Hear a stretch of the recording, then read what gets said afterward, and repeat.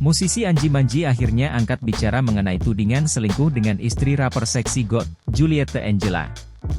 Hal tersebut bermula dari postingan seksi GOAT yang menduga ada perselingkuhan antara keduanya. Anji memberikan respon singkat soal kabar yang sedang beredar tentang dirinya ketika dihubungi tribunnews.com. Ia hanya mengatakan kabar itu sama sekali tidak mengganggu dirinya yang masih terus beraktivitas dan sedang dalam proses cerai. "Nggak ganggu, Mas," ucap Anji kepada Tribun News, Sabtu, 15 Juni 2024. Sayangnya untuk keterangan lebih lanjut, Anji menyerahkan semuanya ke pihak manajer dari Juliette Angela.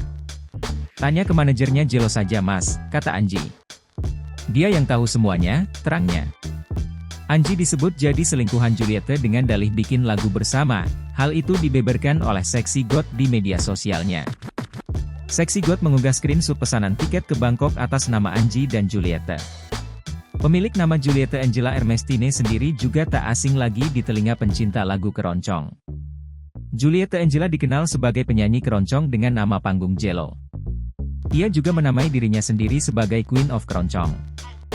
Download Tribun X sekarang, menghadirkan lokal menjadi Indonesia.